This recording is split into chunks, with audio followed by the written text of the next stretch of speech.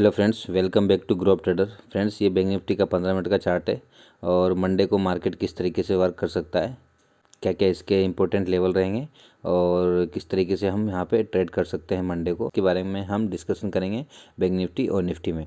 Okay, तो पहले हम बैंक निफ्टी को समझते हैं, उसके बाद में निफ्टी को समझते हैं। तो फ्रेंड्स, ये बैंक निफ्टी का 15 मिनट का टाइम फ्रेम का चार्ट है। इस टाइम फ्रेम के चार्ट में हमने कुछ लेवल्स ड्रॉ किया हुआ है। ये इंपॉर्टेंट लेवल रहेंगे। 42,500 के आसपास में बैंक निफ्टी ने क्लोजिंग दिया है और क्लोजिंग देने के बाद में बैंक निफ्टी यहाँ पे कंटिन्यूस क्लोजिंग दिया है और फ्राइडे को बैंक निफ्टी एकदम साइडवेज रहा है। ओके, उसके बाद थर्सडे को भी एक्सपायरी था, एक्सपायरी के दिन भी बैंक निफ्टी एकदम साइडवेज रहा है। ओके, तो यानी कि लास्ट 2 दिन से बैंक निफ्टी में कोई अच्छा मूव नहीं हो रहा है और 17 तारीख को भी बैंक निफ्टी में कोई खास मूवमेंट नहीं हुआ था।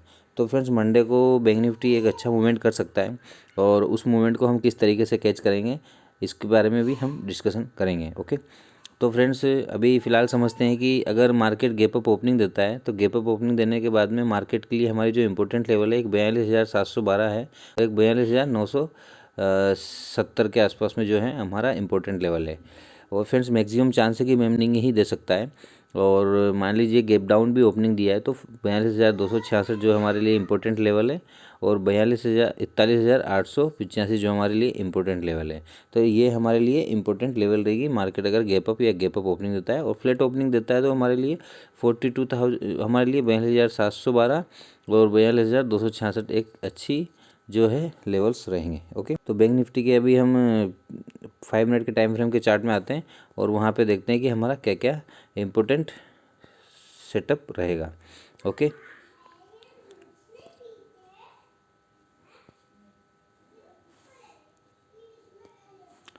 तो फ्रेंड्स, बैंक निफ्टी ने क्या है कि यहाँ पे क्लोजिंग दिया है तो स्टॉप लॉस हंटिंग के अकॉर्डिंग बैंक निफ्टी में ना ही यहाँ पे सेलर एक्टिवेट है, ना ही यहाँ पे सेलर एक्टिवेट है, ना ही यहाँ पे सेलर एक्टिवेट है।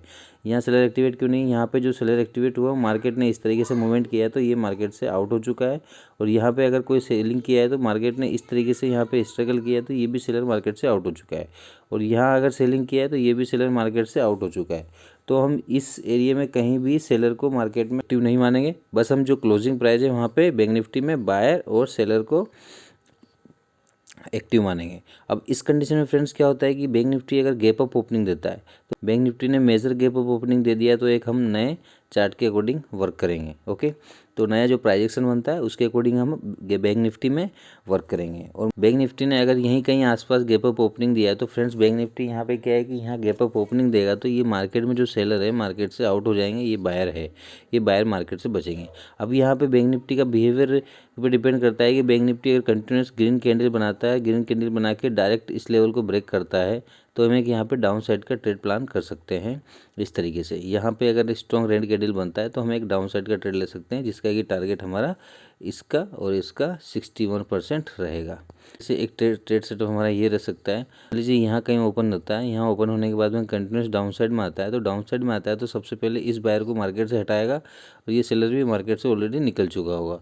निफ्टी अगर यहाँ ज़्यादा गैप अप ओपन होता है, ज़्यादा गैप अप होने के बाद में कंटिन्यूस अगर डाउन साइड में आता रहता है तो प्रीवियस क्लोजिंग के बाद में पास में आकर बैंक निफ्टी अगर सपोर्ट लेता है, सपोर्ट लेने के बाद में एक रिट्रेसमेंट के बाद में हम एक डाउन साइड का ट्रेड प्लान कर सकते हैं।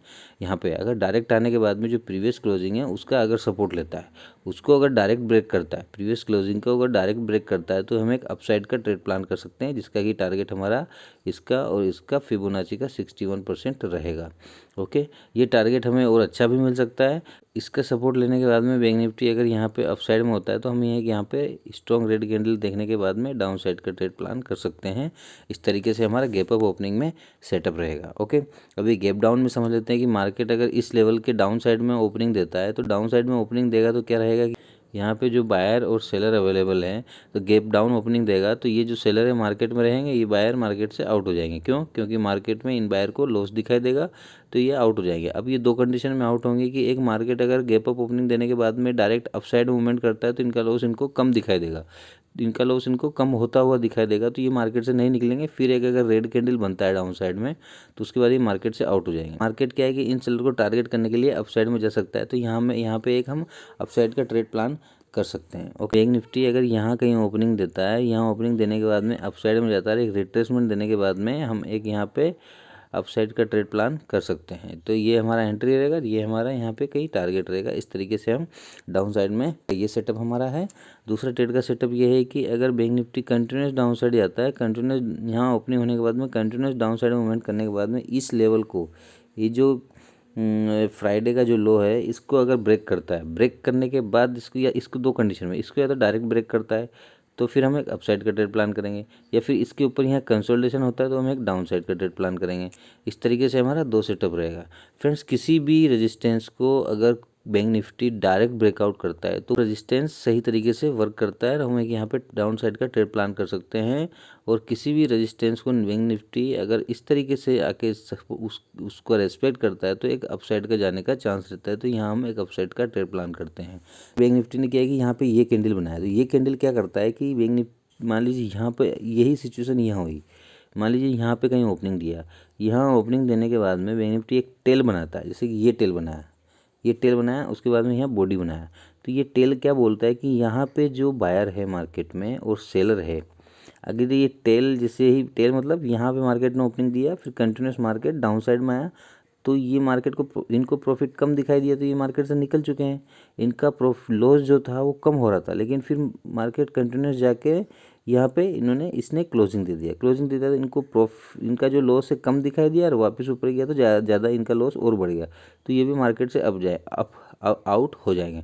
तो इस कंडीशन में क्या रहता है, इस कंडीशन में क्या रहता है, फिर नीचे से कोई मतलब नहीं होता है, यहाँ साइड से कोई मतलब नहीं होता है, इसीलिए मार्केट यहाँ पे नहीं आया। फिर मार्केट ने यहाँ स्टॉप लॉस क्रिएट किया, यहाँ स्टॉप लॉस क्रिएट किया, फिर उसको हंट किया, फिर यहाँ पे एक स्टॉप लॉस था, यहाँ पे एक स्टॉप लॉस था, उनको हंट करने के लिए अपसाइड में गया। ऐसे करते करते मार्केट साइडवेज और कंटिन्यूस डाउन साइड में आता रहा। यहाँ ऐसा बनेगा और ये बॉडी बनाएगा, तो इसका मतलब ये है कि मार्केट यहाँ पे जो बायर और सेलर दोनों थे उनको मार्केट आउट करने चला गया।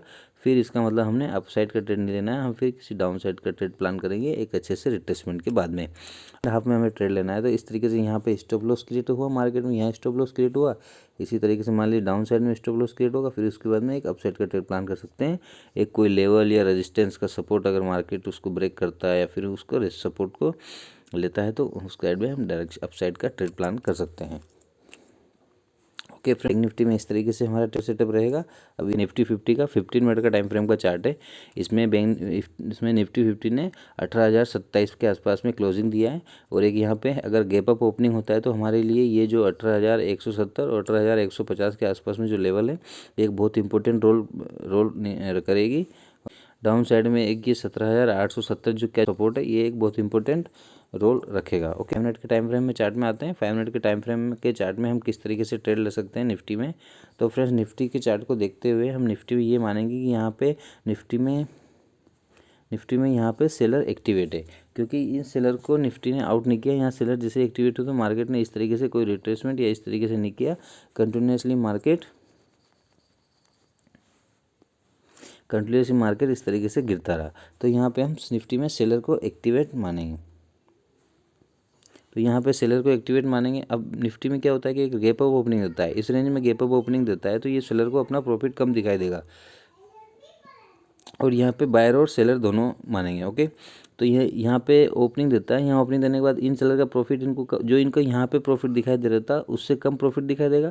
और यहाँ एक अपसाइड में अगर मूवमेंट करता है बैंक निफ्टी तो इनका प्रॉफिट जो पहले तो इनको प्रॉफिट ज़्यादा दिखाई दे रहा था, फिर मार्केट ने यहाँ ओपनिंग दिया, इनका प्रॉफिट ऑलरेडी कम हो चुका है, फिर ये अपसाइड मूवमेंट किया तो इनका प्रॉफिट और कम हो गया, तो ये मार्केट से अपना आउट हो जाएंगे। ओके, तो फिर ये बायर और ये सेलर, अब ये बायर को अगर अपसाइड में जाएगा तो इन बायर को प्रॉफिट दिखाई देगा, इन बायर को भी, इन सेलर को भी लॉस दिखाई, ये भी मार्केट से आउट हो जाएंगे। अब रहेंगे यहाँ पे बायर। तो इस कंडीशन में हम एक डाउन साइड का ट्रेड प्लान कर सकते हैं अगर हमें स्ट्रॉन्ग रेड कैंडल बना तो। अब देखिए, अब यहाँ ओपनिंग देने के बाद मार्केट कंटिन्यूस डाउन साइड में आता है, तो ये जो सेलर है इनको यहाँ पे प्रॉफिट बहुत ज़्यादा दिखाई देगा। यहाँ ओपनिंग हुआ, यहाँ जो प्रॉफिट दिखाई दे रहा था वो प्रॉफिट इनका आधा दिखाई देगा। फिर मार्केट डाउन साइड में आ रहा तो इनका प्रॉफिट बढ़ेगा इट मीन्स ये मार्केट से भी नहीं निकलेगा। ओके, तो ये मार्केट से नहीं निकलेगा, ये बायर मार्केट से निकल जाएगा अगर डाउन साइड में आएगा तो इस कंडीशन में क्या है, इस कंडीशन में अगर मार्केट इस तरीके से आता है तो एक प्रीवियस क्लोजिंग के आसपास से इसको ब्रेक करता है तो एक अप साइड का ट्रेड प्लान लेने का कोशिश करेंगे इस तरीके से।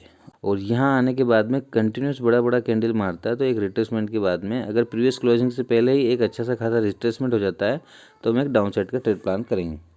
तो यह दो कंडीशन फ्रेंड्स, एक मार्केट डायरेक्ट आता है तो हम एक अपसाइड का ट्रेड प्लान करेंगे, और मार्केट डायरेक्ट ना आके यहीं से एक रिट्रेसमेंट देता है तो हम एक डाउन साइड का ट्रेड प्लान करेंगे। ओके, ये दोनों कंडीशन।